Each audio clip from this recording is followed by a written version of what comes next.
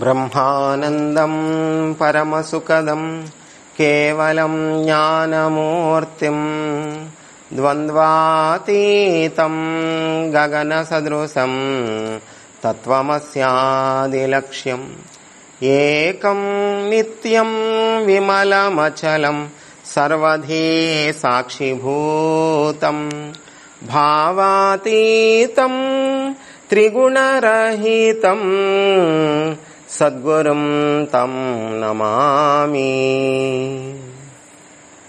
సర్వత్రా అజ్ఞాననాశాయ జ్ఞానదీపాయ చాత్మనే సచ్చిదానందబోధాయ శ్రీదత్తాయ నమో నమః. శ్రీ గణేశాయ నమః. శ్రీ సరస్వత్యై నమః. శ్రీ గురుభ్యో నమః. శ్రీ గురు గీతలోని 33వ శ్లోకం. పార్వతీదేవికి పరమేశ్వరుడు బోధిస్తున్నాడు గురుగీత. గురువు యొక్క గొప్పతనము, గురువు యొక్క శక్తి సామర్థ్యాలు, గురువు యొక్క వైభవము, గురువుని ఎందుకు ఆశ్రయించాలి, శిష్యుడు ఎట్లా ఉండాలి, శిష్యుడి లక్షణాలు ఏమిటి, గురువు లక్షణాలు ఏమిటి, ఇవన్నీ కూడా గురుగీత పఠనం వలన, శ్రవణం వలన తెలుస్తాయి.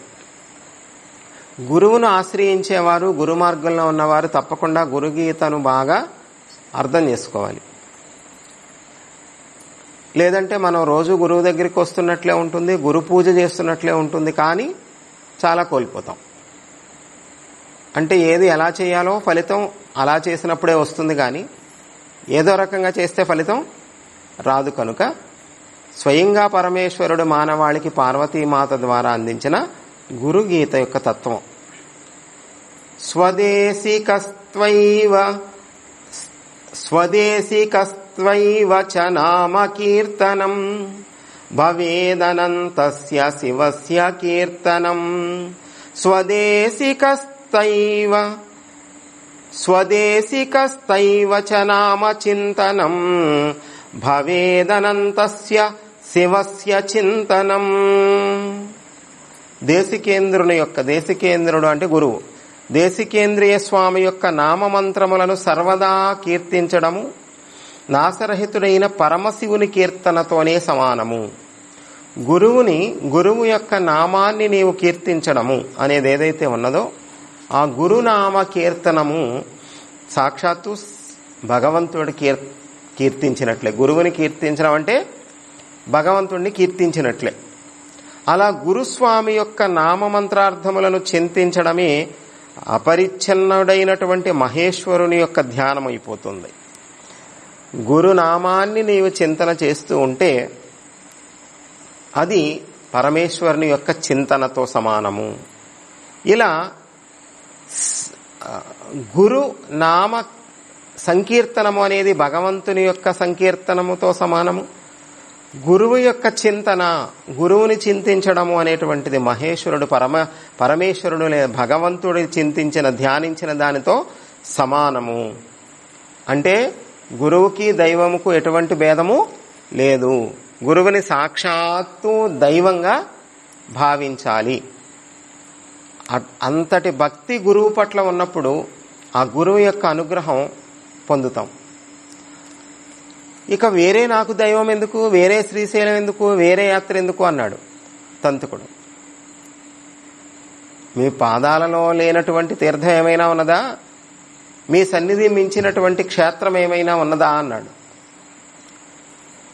అట్లా కాదు నైనా, మీ వాళ్ళందరూ వెళ్ళారుగా, నువ్వు కూడా వెళితే బాగుండేదేమో కదా, ఎప్పుడు చూడలేదు కదా. శ్రీశైలం కూడా చాలా గొప్ప క్షేత్రం కదా, మీరు అంతగా చెబుతున్నారు కానీ ఎప్పుడైనా మీరు చూపిస్తే చూస్తానులేండి అన్నాడు. అప్పుడు కూడా వెళ్తాననలేదు, గురువు చెప్పినా కూడా మీ సన్నిధే నాకు చాలు. అప్పుడు గురువు యొక్క అనుగ్రహంతో శ్రీశైల యాత్ర చేశాడు. మామూలుగా మనం యాత్ర చేసేదానికి, గురువు అనుమతి తీసుకుని చేసేదానికి హస్తిమస్తాంతకార తేడా ఉంటుంది. హస్తానికి మస్తకానికి ఉన్నంత తేడా అని, నక్కకి నాగలోకానికి ఉన్నంత తేడా ఉంటుంది.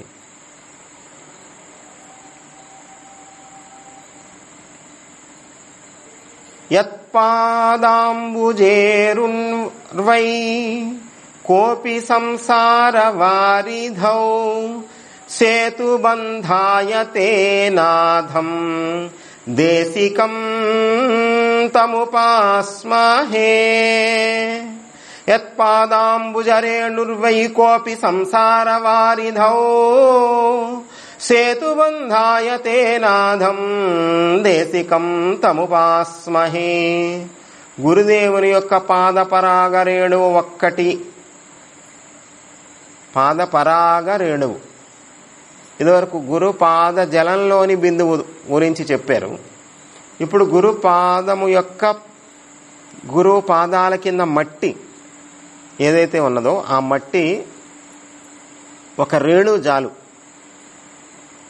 అనంతమైన మహాభయంకరమైన సంసార సముద్రాన్ని తరించేందుకు సేతుబంధంతో సమానం. సేతుబంధం అంటే వారధి. రామేశ్వరంలో శ్రీలంకకు వెళ్లడం కోసం, సీతమ్మ వారి దగ్గరకు వెళ్లి తీసుకురావడం కోసం లంకకు వెళ్లడానికి ఏం కట్టారు? అది సేతుబంధం అంటే. సేతు అంటే సముద్రం, సముద్రాన్ని మీద కట్టేది కనుక సేతుబంధం అంటారు. సముద్రం మీద కట్టినటువంటి వారధి, వారధితో సమానం అంట. ఏది? గురుపాదాల కింద ఉన్న మట్టిలోని ఒక కణం, ఒక ఇసుక రవ్వ ఉంటుంది కదా, అది. నీకు సంసారమనే సాగరాన్ని దాటించగలిగినటువంటి వారధి అయ్యాది. కనుక అటువంటి పరమరక్షకుడైన శ్రీ గురుదేవుని మేము నిరంతరము ఉపాసించుచున్నాము. ఇప్పుడు చెప్పాడు. పార్వతీమాత ప్రశ్న అడిగింది, మిమ్మల్ని అందరూ ధ్యానిస్తున్నారు, జీవులన్నీ సృష్టిలో ఉండేటువంటి ప్రాణికోటి అంతా మిమ్మల్ని ధ్యానిస్తూ ఉంటే మీరెవరిని ధ్యానం చేస్తున్నారు స్వామి అని అడిగింది పార్వతీమాత. అప్పుడు ఈయన బోధించడం మొదలుపెట్టాడు గురుగీత.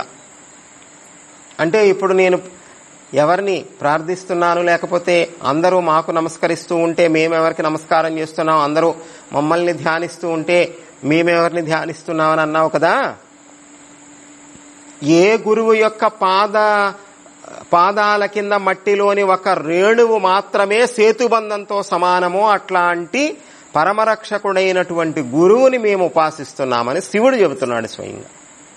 గురుదేవ పాదకమల రజోరేణువు యొక్క ప్రభావము అట్టిదని తెలుసుకొనవలెను. గురు పాదాల కింద మట్టి చాలు తరించడానికి అంటే అంత విశ్వాసం ఉండాలి. అంత విశ్వాసం లేదనుకోండి, ఊరికే మెకానికల్ గా గురువు గారి పాదాల కింద మట్టి తీసుకెళ్తే మంచిదంట, వాళ్ళందరూ తీసుకెళ్లారు, నువ్వు కూడా కొద్దిదే మొగుడిని చెప్పటం, లేకపోతే పక్కనోడిని చెప్పటం. మేము తెచ్చుకున్నాం, మేము బ్యాగ్లో పెట్టుకున్నాం అంటే భౌతికంగా కాదు అది. ఆ ఫీల్ నీకుందా లేదా, ఆ అనుభూతి నీకున్నదా లేదా, ఆ విశ్వాసం నీకున్నదా లేదా. గురువు యొక్క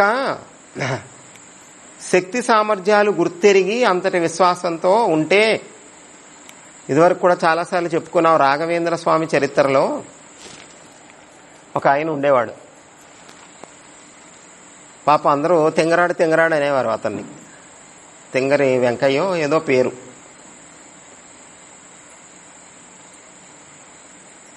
నీకు పిల్లనెవరిస్తారా, నీకు పెళ్ళి ఎప్పుడవుద్ది, నీకు పెళ్ళవది ఈ జన్మకి అని అందరూ ఎగతాళి చేసేవారు. కొంచెం అమాయకంగా ఉంటాడు. మీరు అందరూ అలాగ అంటున్నారు కానీ గురువు గారు ఆశీస్సులు ఉంటే పెళ్లి ఎంతలోకి అవుద్ది, చిటుకులోకి అవుద్ది అన్నాడు వాడు. నీకే పిల్లనిచ్చేది అన్నారు అందరూ. పట్టుదల వచ్చింది, నేను ఇప్పుడే గురువు గారు ఆశీస్సులు తీసుకొని పెళ్లి చేసేసుకోవాలి. చూస్తే స్వామి స్నానానికి వెళ్ళి ఉన్నారు. స్నానానికి వెళ్ళి ఉంటే ఆయన నదిలో స్నానం చేస్తున్నారు. నదిలో స్నానం చేసేటప్పుడు ఆ నదిలో ఉన్న ఇసుక తీసుకొని ఒర్లు రుద్దుకుంటున్నారు ఇసుకతో. స్వామి నేను ఒక పని మీద వెళ్తున్నాను, నాకు మీరు ఈ చేతులు ఏదుంటే అది పెట్టేయండి నాకు ప్రసాదంగా అన్నాడు. ఏదుంటే అదేవండి, నేను పెళ్లి చేసుకొని రావాలన్నాడు. పెళ్లి చేసుకొని రావడానికి ఇప్పుడు నా దగ్గర స్నానం చేస్తున్న వాడి దగ్గర ఏముంటుందిరా, పెళ్లికి అవసరమైన ఏముండవు కదా. అలాగేం కాదు, మీ చేతిలో ఏముంది ఇప్పుడు, చేతిలో ఆ ఇసుక ఉంది, ఆ ఇసుక పెట్టారు. ఆ మట్టో ఇసుకో ఏదో ఆయన ఒళ్ళు రుద్దుకునేది వాడి చేతిలో పెట్టారు. నాకు ఇదే 10,000. ఒక్కొక్కడు మన దిమ్మ తిరిగిపోవాలి, బొమ్మ కనపడాలి ఒక్కొక్కడికి. గురువు అంటే ఏంటో చూపించాలి. విశ్వాసం చూడండి. అంటే గురువు గారి చేతితో మట్టిచ్చినా బంగారమే. ఇది మనకి ఇంకో చోట ఎక్కడ కనపడుతుంది చెప్పండి? టక్కన గుర్తు రావాలి. గురువు గారి చేతితో ఏదైనా ఇస్తే అది ఎంత మామూలుగా చూస్తే అది ఏం పెద్ద విలువైన వస్తువు కాదు, కానీ గురువు గారు ఇచ్చారు కాబట్టి అది విలువైన వస్తువు. అంటే గురువు పట్ల ఎంత భక్తి ఉండాలి, గురువు చేతితో ఏదైనా ఇస్తే అది ఎంత ప్రభావం కలిగి ఉంటుంది, శక్తి కలిగి ఉంటుంది అనే దాని పట్ల ఎంత విశ్వాసం కలిగి ఉండాలి, దానికి ప్రాక్టికల్ గా బాబా గారు నిరూపించారు. ఏం చేశారు? బాబా గారు ఏం చేశారు? బాబా గారి దగ్గర ఎప్పుడు ఏముండేది? ఇటుక. ఎందుకంత ఇటుకకు అంత ప్రాధాన్యత ఇచ్చేవారంటే బాబా ఏం చెప్పేవారు? ఇంకొంచెం సౌండ్ పెట్టి ఏం చెప్పేవారు? ఆ ఇటుక నా గురుప్రసాదం, ఆ ఇటుక నాకు గురుప్రసాదం కనుక నేను ఇంత ప్రాణప్రదంగా దాచుకుంటున్నాను అని అన్నారు. దాచుకుంటున్నాను అన్నారు. చూడండి, ఇటుక ఎంత ఖరీదు ఉంటుంది ఇప్పుడైతే? ఎంత ఇప్పుడు ఇటుక? పండు ఇటుక 7. ఇప్పుడు 7 రూపాయలు అంటే అప్పుడు ఎంత ఉంటుంది? అంటే బాబా గారి సమాధి 100 ఏళ్ళు, 100 ఏళ్ల కన్నా ముందు ఆయన ఉన్నది 60 ఏళ్ళు. ఆయనకి ఎప్పుడో గురువు ఇచ్చింది, షిరిడి వచ్చేటప్పటికే ఆయన దగ్గర ఉంది కదా. అప్పుడు ఇటుక ఖరీదు ఎంత ఉంటుంది? పైసలు కూడా ఉండవు కదా. ఆణాలు, కాణీలు, అర్ధనాలు అంటారు, అవి మనకు కూడా తెలియదు లెక్క. 16 అణాలు అయితే 1 రూపాయి. 16 అణాలు అది గుర్తుంది. ఒక అణా కూడా ఉండదు, అది ఇంకా అణా కన్నా తక్కువ ఉండే మరి ఉంటాయేమో మరి కదా. కాణీలు అవన్నీ, అర్ధనాలు ఏవో, ఎంతో విలువ ఉండదు కదా మట్టి ఇటుక ఆ రోజుల్లో. అయితే అది మట్టి ఇటుక కేవలం ఆయన ప్రాణప్రదంగా కూర్చున్నా ఎప్పుడు అది పక్కనే పెట్టుకునేవారు, పడుకున్నా అదే తల కింద పెట్టుకునేవారు. ఎందుకు ఇది అది విరిగిపోయిన రోజు కూడా బాబా ఏం చేశారు? ఆ ఇటుక తీసుకొని ఆయన కళ్ళ వెంబటి నీళ్లు కూడా వచ్చేసాయి. అంటే ఇప్పుడు గురుభక్తి చెప్పండి ఎట్లా ఉందో? గురుభక్తి ఎలా ఉంది? గురువు ఒక ఇటుక ఆయన చేత్తో ఇటుకిచ్చినా కూడా అది బంగారం కన్నా ఎక్కువ విలువైన దానిగా ప్రాణప్రదంగా, అసలు దాని యొక్క సహాయంతోనే నేను ఆత్మను ధ్యానించేది, అది నా ప్రాణానికన్నా ప్రాణము అని బాబా స్వయంగా చెప్పారు. ప్రాణానికన్నా ప్రాణం. అప్పుడు బాబా సమాధి అయిపోయినప్పుడు అది ఇంకా నేను కూడా ఈ దేహాన్ని విడిచిపెడతాను, నేను కూడా ఇంకెక్కువ కాలం ఉండను అని చెప్పేసి అన్నారు. అది చుట్టేసి బాబా సమాధిలో పెట్టేశారు. అది ఒక మట్టి ఇటుకే కదా, అన్ని సంవత్సరాలు దాచిపెట్టారు దాన్ని కదా. అంటే గురువు పట్ల ఎంత విశ్వాసం, ఎంత భక్తి. అంటే గురుభక్తిలో బాబా ఎంతగా గురుభక్తి కలిగి ఉన్నారో ఆ గురుభక్తిలో లవలేశమైనా మనం అలవర్చుకున్నామా అని ప్రశ్నించుకోవాలి. ఇప్పుడు గురుగీతలో పరమేశ్వరుడు సాక్షాత్తు ఏం చెప్తున్నారయ్యా అంటే, గురుపాదాల కింద మట్టి కూడా నీకు అంత అక్కర్లేదయ్యా, ఆ మట్టిలోని ఒక రేణువు చాలు నిన్ను తరింపజేయడానికి. అలానే రాఘవేంద్ర స్వామి చరిత్రలో ఈ తెంగరతను ఆ మట్టి పట్టుకొని నాకు పెళ్ళైపోయినట్టే అనుకుంటా వెళ్ళిపోతున్నాడు. ఈ మట్టి పట్టుకొని వెళ్తే పెళ్ళి ఏమవుద్దండి? అసలే వెర్రోడు పాపం అమాయకుడు మట్టిని ఇలా పట్టుకున్నాడు, చెంగు పట్టాడు స్వామి ఇచ్చినప్పుడు, మూట కట్టుకుని భుజాన్ని వేసుకుని వెళ్ళిపోతున్నాడు. గుర్తుందా తర్వాత చరిత్ర? చెప్పనా? అది పట్టుకొని వెళ్ళిపోతా ఉన్నాడు, ఉత్తరీయాన్ని వేసుకున్నాడు, నేను పెళ్లి చేసుకుని తిరిగి వస్తానని చెప్పి వెళ్ళిపోయాడు. అతను కాలినడకతో వెళ్తున్నాడు. పొద్దుగొప్పోయింది, ఒక ఊరు వచ్చింది, చీకటి పడిపోయింది కదా, మనం పడుకుందాం ఇక్కడే ఎక్కడో అక్కడ రెస్ట్ తీసుకుని ఉదయం వెళ్దాం అనుకున్నాడు. వెనకటి రోజుల్లో మరి కాలినడకతో ప్రయాణం, అంతగా ప్రయాణ సౌకర్యాలు లేవు గనక ఎవరైనా అలా ప్రయాణం చేసేవాళ్ళు ఏదైనా ఊరు వస్తే, కనీసం ఊరుందా లేదా దగ్గరలో వీధి లైట్లు కూడా లేవు కదా, దగ్గరలో ఊరున్నది అన్న అనుమానం కూడా తెలియదు కదా. అందుకని ప్రతి ఊర్లో దేవాలయం ఎదుర ధ్వజస్తంభం పైన రోజు దీపం పెట్టినప్పుడు నీకు ఆనమాలు తెలుస్తుంది అనమాట దూరానికి. ఊళ్ళో అన్ని డాబాలు బిల్డింగ్లు ఏం లేవు అప్పుడు, అన్ని మామూలు ఇళ్లే. అన్నిటికన్నా ఎత్తుగా ఉండేది గుడే ఉంటుంది.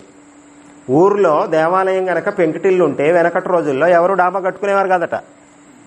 ఊర్లో దేవాలయానికి స్లాబ్ ఉండి గోపురం ఉంటేనే ఇంట్లో స్లాబ్ పోసుకునేవారంట, తెలుసా? విన్నారా ఎప్పుడైనా? ధనవంతులు అనుకోండి, వాళ్ళు డాబా కట్టుకోవాలనుకుంటే ఏం చేసేవారట, గుడి ముందు పాలగొట్టి దేవుడు పెంకుటింట్లో ఉంటే మనం డాబాలో ఉండడం తప్పు కదా అని గుడి కట్టాక అప్పుడు ఇల్లు కట్టుకునేవారట, ధనవంతులు ఇల్లు కట్టుకుంటే. చూడండి, అలా ఉండేదనమాట. అప్పుడు చూడండి, ధ్వజస్తంభం ఎత్తుగా ఉంటుంది. ఊరన్నాక గుడి ఉండాలి, గుడి అన్నాక ధ్వజస్తంభం ఉండాలి, ధ్వజస్తంభం అన్నాక రోజు పైన దీపం. గుళ్ళో దీపం పెడతాం కాదండి, ధ్వజస్తంభానికి దీపం అంటే కార్తీక మాసంలో పెడతాం కంటే అది ఏదో మనం ఆనవాయితీ కింద కార్తీక మాసంలోకి వచ్చింది. కానీ వెనకటి రోజుల్లో పెద్ద దీపం వెలిగించి పైకి లాగేవారట. అప్పుడు ఏమవుద్ది, ఎవరైనా పొద్దుగుకి అట్లా వెళ్తుంటే దగ్గరలో ఏదో ఊరుంది అని లైట్ హౌస్ లాగా సముద్రంలో వాడ వచ్చేస్తుందండి. ఒడ్డు ఎక్కడుందో ఎలా తెలుస్తుంది? సముద్రంలో రోడ్డు కాదు కదా, రోడ్డు అయితే దారిలో చూసుకుంటే వెళ్తాం. సముద్రంలో అప్పుడు లైట్ హౌస్ అని ఉంటుంది. వాటర్ ఏవి ఎక్కడుందో అక్కడ పెద్ద స్తంభం ఉండి దాని మీద పెద్ద లైట్ వెలుగుతుంటుంది. ఆ వాడవాడు ఒడ్డుకు రావాలనుకున్నప్పుడు ఆ లైట్ ఎక్కడ వెలుగుతుందో ఆ లైట్ చూసుకుంటా వస్తాడు. లైట్ హౌస్ అంటారు దాన్ని. అట్లా ప్రతి ఊరిలో ఒక లైట్ హౌస్ లాగా ధ్వజస్తంభం మీద ఉన్న దీపాన్ని చూసుకునేవారు అనమాట. అలానే అరుగులు గట్టి ఉండేవి. ప్రతి ఊరిలో ఇంటికి బయట అరుగులు ఉండేవి. ఎందుకు అరుగులు అంటే, ఏ రాత్రిపూట ఎవడైనా పాపం వెళ్తూ కాసేపు పడుకుంటాడేమో, కాసేపు విశ్రాంతి తీసుకుంటాడేమో, పిలిచి అడగలేడు కదా అని. అలాంటి ఒక అరుగు మీద ఈ స్వామి భక్తుడు పడుకున్నాడు. ఇక్కడ పడుకుందామని చెప్పి ఉత్తరయం పరుచుకొని లోపల ఇంట్లో నుంచి నొప్పులు పడుతున్నారు ఎవరో. డెలివరీ టైం, పురుడు సమయం, నొప్పులు పడుతున్నారు. వినిపిస్తున్నాయి లోపల హడావడి, మంత్రసాని వాళ్ళు మాటలు అవి ఇవి. ఎవరో పాపం పురుడు సమయం అనుకుంటా అనిపిస్తుంది అక్కడ మాటలు వినపడుతుంటే, లోపల మాటల సంభాషణలు. అలాగే పడుకున్నాడు. ఈ లోపల ఏమైందంటే ఒక పెద్ద బ్రహ్మరాక్షసుడు ప్రత్యక్షమయ్యాడు గుమ్మల్లో. వీడు పడుకొని ఉన్నాడు కదా, వీడు పడుకొని ఉంటే ఆ బ్రహ్మరాక్షసుడు ప్రత్యక్షమయ్యి లోపలికి వెళ్ళాలి అని చూస్తున్నట్ట, లోపలికి వెళ్ళలేకపోతున్నట్ట. ఈ బ్రహ్మరాక్షసుడు వాళ్ళ వంశం మీద పగబట్టాడండి. వాళ్ళ ఇంట్లో వాళ్ళ ఇంటికి కుటుంబానికి వారసుడు లేకుండా చేయాలని పురుటులను చంపేస్తున్నాడు వాడు.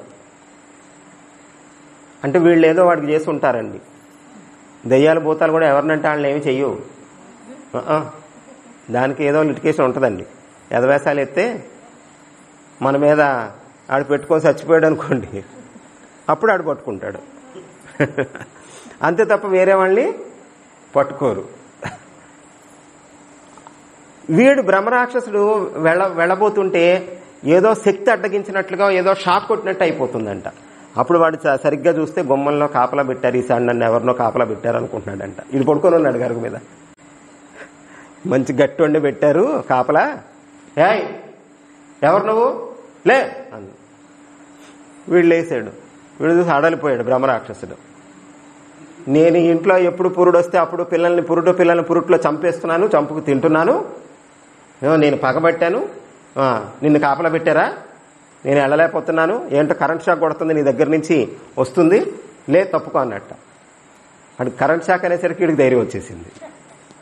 అయితే భయపడక్కర్లేదు మనం అని చెప్పి, నేనైతే దారివను, నువ్వేం చేసుకుంటావో చేసుకో అంటున్నాడు వాడు. నేనేం చేస్తానో చూడన్నాడు. మనవాడు ఏం చేశాడంటే, నువ్వు నన్నేమి అని ఉత్తరం తీశాడు.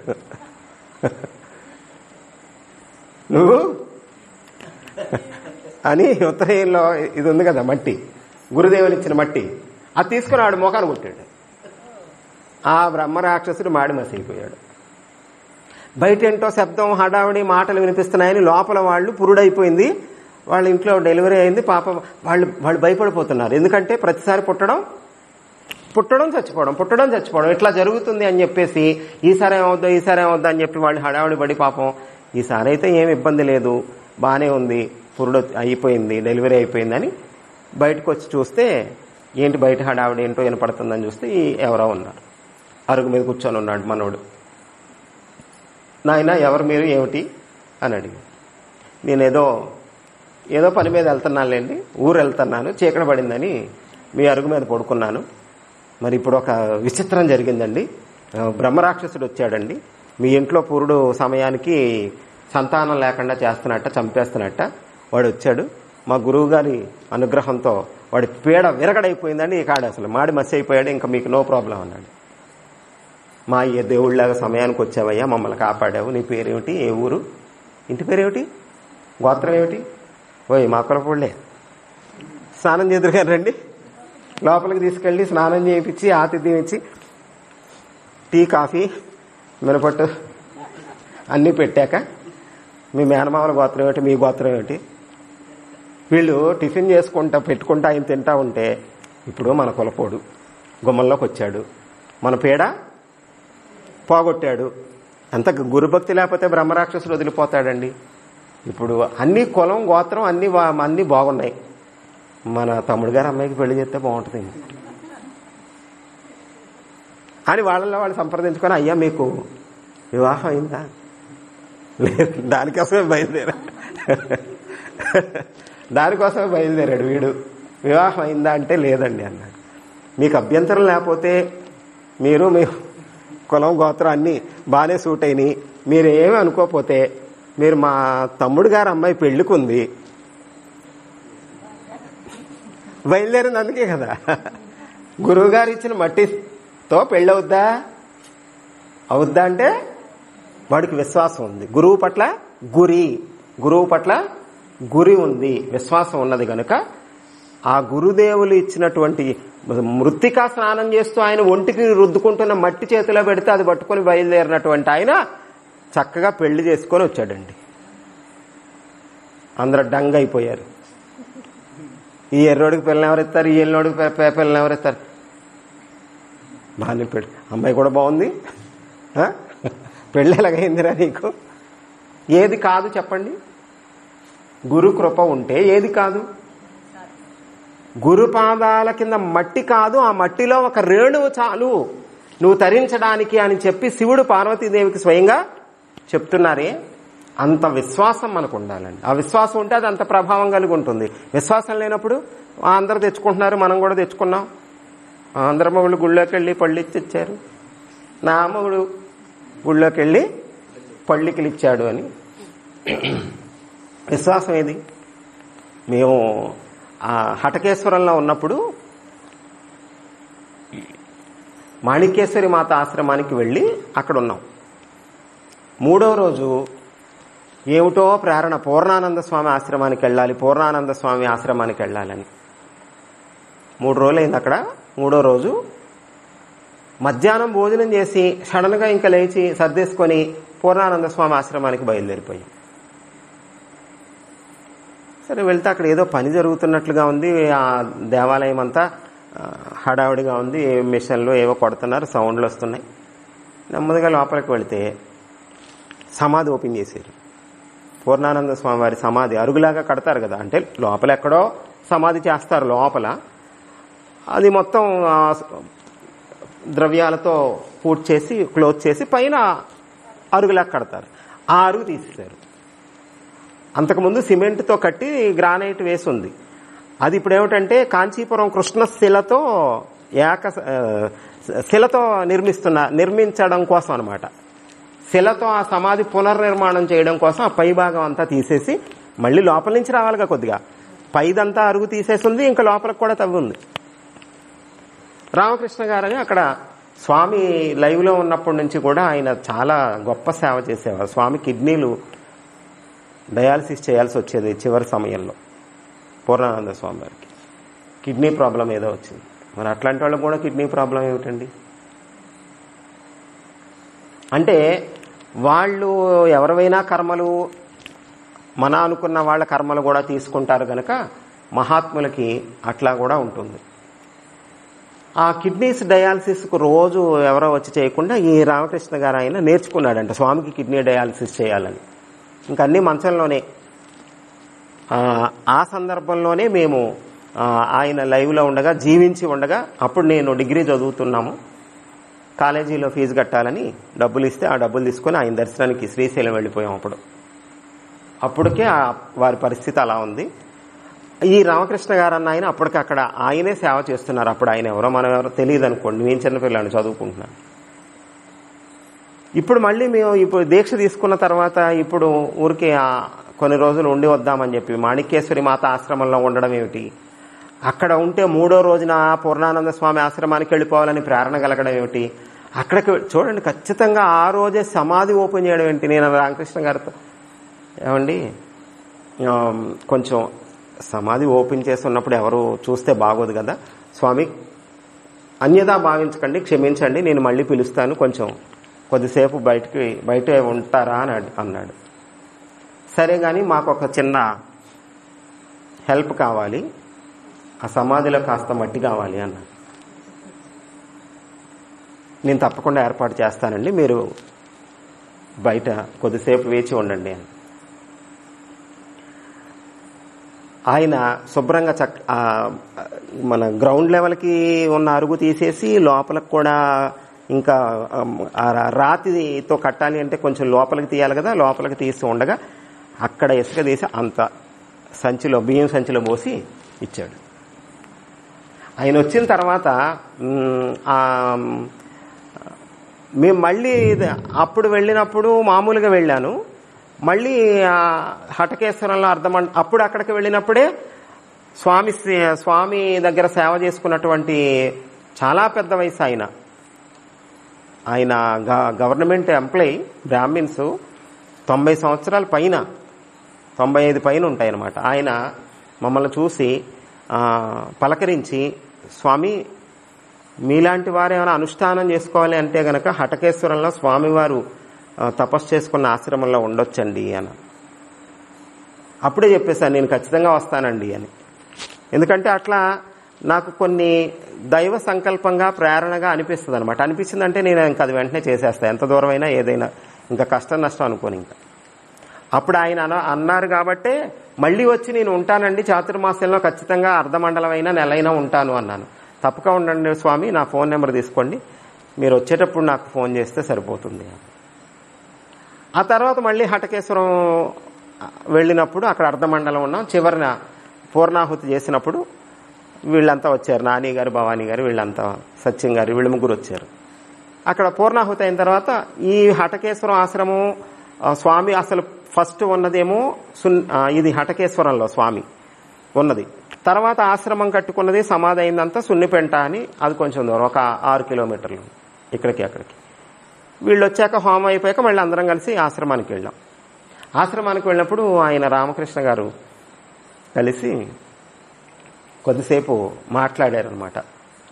ఆయన బట్టలు పెట్టి స్వామి ఫోటో ఇచ్చి మాకు మాట్లాడుతూ ఆయన చెప్పారు, ఒక విషయం చెప్పారు. నేను పోయినసారి ముందుసారి వెళ్ళినప్పుడు సమాధిలో అది తెచ్చుకున్నాం కదా మట్టి, ఆ రోజు వీళ్ళందరినీ కూర్చోబెట్టి రామకృష్ణ గారు అన్నారు, మనకు అత్యంత గురుభక్తి కలిగినటువంటి వాళ్ళ సాంగత్యం దొరకటం అదృష్టం అండి. ఎందుకంటే ఈ మాట ఎందుకు చెప్తున్నానంటే అని మేము వచ్చిన రోజు సంఘటన ఆయన వీళ్ళందరికీ చెప్పారు. మేము సమాధి దగ్గర ఉండి స్వామి సేవ చేసుకున్న వాళ్ళం, ప్రత్యక్షంగా స్వామి కిడ్నీలు డయాసిస్ చేశాను నేను, అన్నీ ఇంకా ఆ మంచంలోనే ఉంటే అన్ని సపర్యలు చేశాను. కానీ స్వామి సమాధి ఓపెన్ చేస్తే, అది మామూలుగా అయితే అసలు ఓపెన్ చేయరు, ఓపెన్ చేసాం రీమోడల్ కోసం. అందులో మట్టి, సమాధిలో మట్టి అది ఎంత పవిత్రమైంది, అది కాస్త దాచుకుందామన్న భావన ప్రత్యక్షంగా స్వామిని సేవించుకున్న వాళ్ళకి కానీ ఆశ్రమంలో వాళ్ళకి కానీ ఎవరికి కలగలేదండి. మీ స్వామి ఆ రోజు మట్టి అడిగారు సమాధిలోది.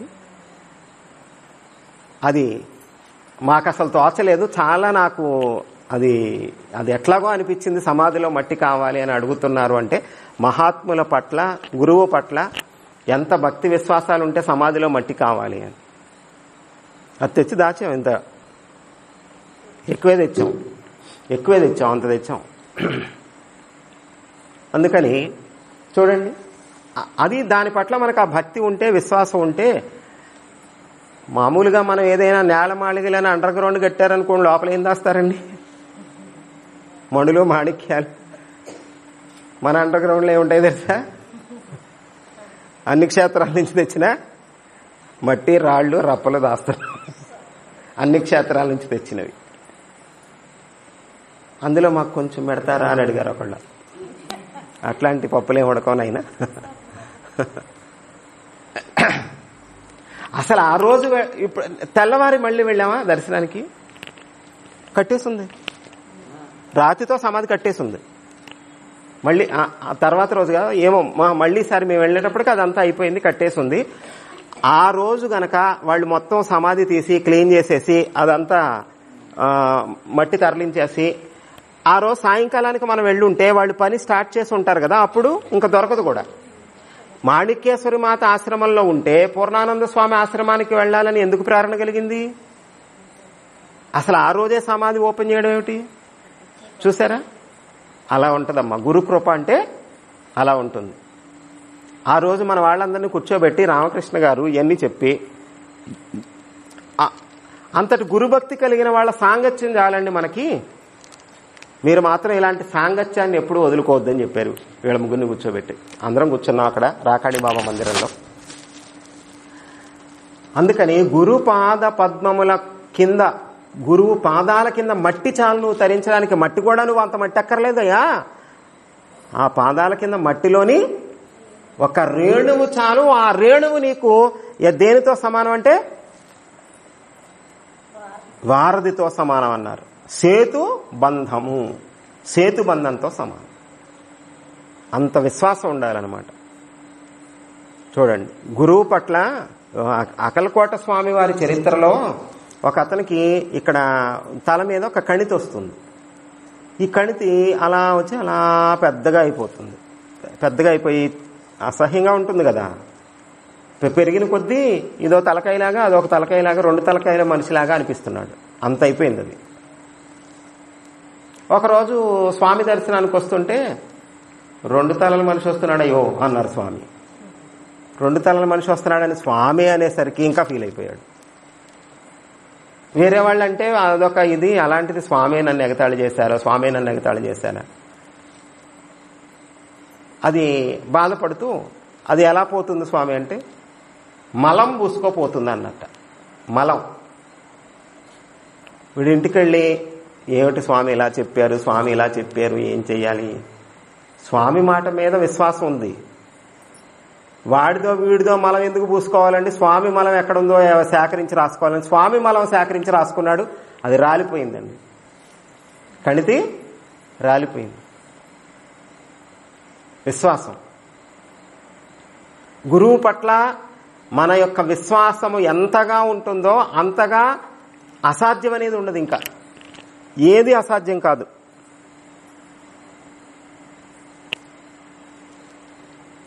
అంటే గురువు ఎంత గొప్పవాడు అయి ఉండాలి, గురువు ఎంత శక్తివంతుడై ఉండాలి, ఆయన కాలి కింద మట్టే సేతుబంధంతో సమానం అవ్వాలి అని అంటే ఆయన ఎంత శక్తివంతుడు, ఎంత గొప్పవాడై ఉండాలి.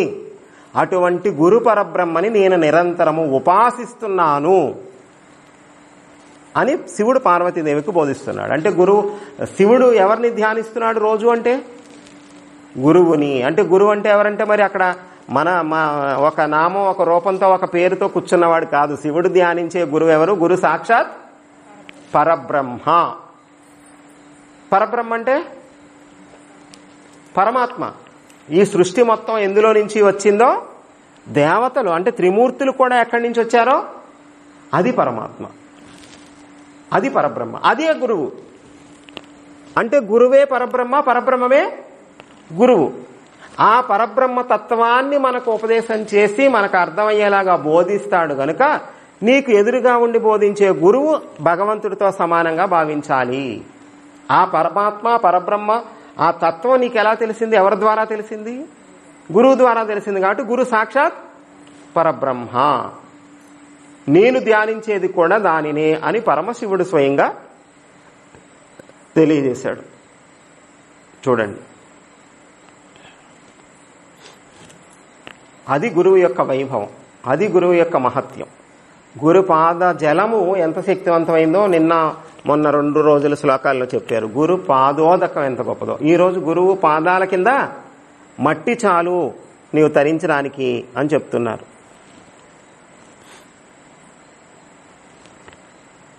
ఓం సహనావవతు సహనౌ భునక్తు సహ వీర్యం కరవావహై తేజస్వినావధీతమస్తు మా విద్విషావహై ఓం శాంతి శాంతి శాంతి. ఓం పూర్ణమదః పూర్ణమిదం పూర్ణాత్ పూర్ణముదచ్యతే పూర్ణస్య పూర్ణమాదాయ పూర్ణమేవావశిష్యతే. ఓం శాంతి శాంతి శాంతి.